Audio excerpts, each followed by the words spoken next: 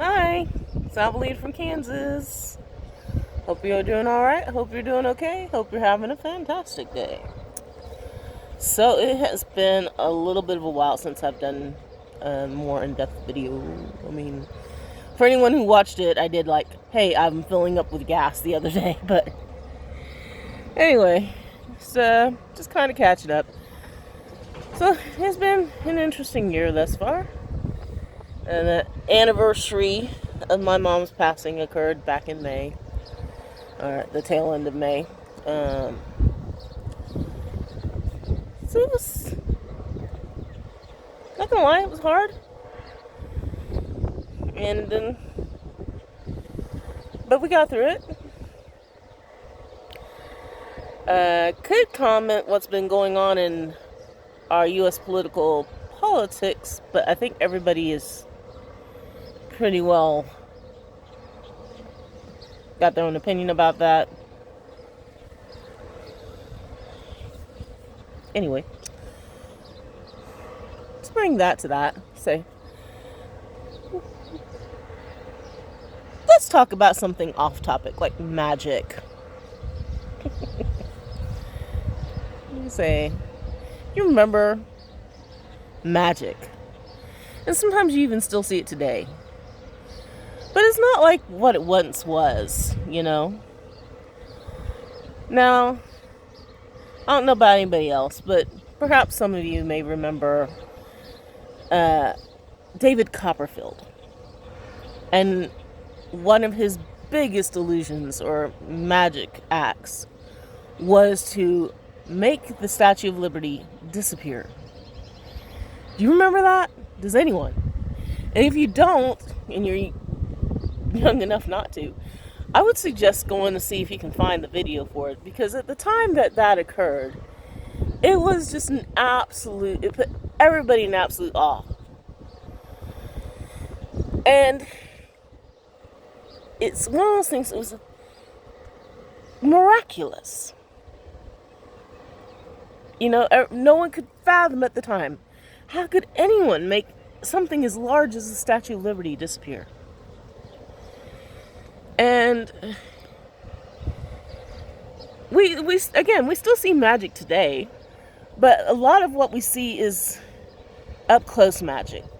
You know, sleight of hand, cards, or even I think they still have magic acts that make animals disappear or make full humans appear. But it's not like in ones where it's complete and obvious, or what seemed to be magic out of nowhere.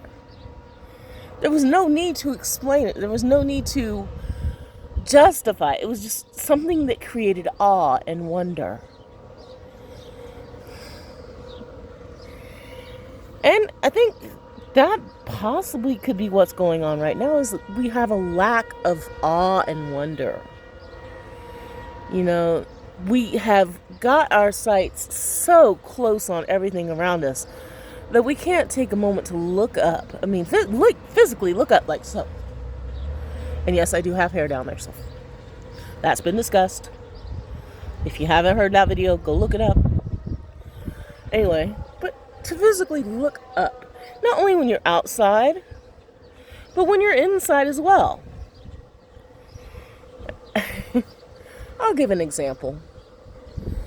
So, about a week or so ago, we went shopping in two different spots. Two different grocery stores of a type. And I just suddenly looked up, and I can't tell you, the wondrous sight I saw was a bird that had somehow gotten inside of both of these stores. One store had a bird, the other store had a bird. Could have been the same bird, I don't know. Doubt it, because these stores were miles and miles apart. But to walk into a store and just be shopping about and hear something and look up and see it's a bird. The one creature you wouldn't see in a store other than buying it for eating. Honestly. Chicken, turkey, whatever have you. Squab. Probably not squab here too much in the US, but anyway, we've lost sight of the miraculous things in front of us. And it's so simple. It doesn't even have to be anything big. It could be something so small, so insignificant to anyone else. But to us, it's like, wow, that's awesome. Like, just anything. Think about it. Butterflies just floating on by. You didn't expect a butterfly to fly by you, but it did. Birds landing in front of you. A cat walking up to you. Just any old thing, really. Sometimes you experience that and you realize there's something quite weird, strange going there. And say like you go to a restaurant, it's completely empty. It's open, but it's completely empty until you walk in. And you place your order, sit down at your table, and within minutes sometimes, all of a sudden it seems like everybody, their mom, their grandma, and their dead relatives popped up in there, and it becomes a chaos. Or sometimes you show up at a place and it's the opposite. It's full, it's brimming, and then within minutes it is deserted. These are all just strange little things that can catch your attention if you allow it. Okay? And I know everything is in dark and shadow now. It seems so dark and shadow. But try not to train your eye on the darkness. Train your eye on the light. Train your eye on the miraculous. Tonight and tomorrow night, because today is the 3rd of July, tomorrow is the 4th of July. People are going to be setting off fireworks. I want you to recall when those fireworks go off, the amount of awe and wonder they bring. It is such a beautiful sight. But beautiful sights occur all around us all the time. But when you feel that emotion of those fireworks going off, the pop, the sparkle, the dazzle, all of it, remember that emotion. And when you see these things that appear in front of you on the daily,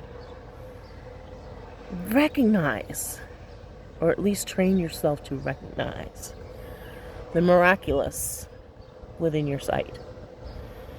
Magic occurs all around us. Magic cannot just be attributed to the darker things or the more earthy things. Okay, Wicca, witchcraft, whatever you want to call it, shamanism. Miraculous things occur before you every day. Everybody says, "Oh, it's going to be a miracle." Miracles happen all the time. You just have to see it. You have to train your eye to see it.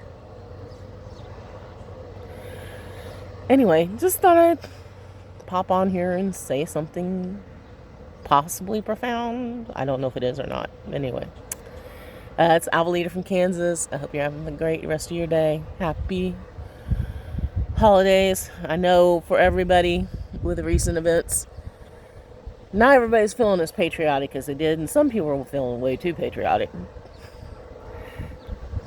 Find the happy middle ground if you can.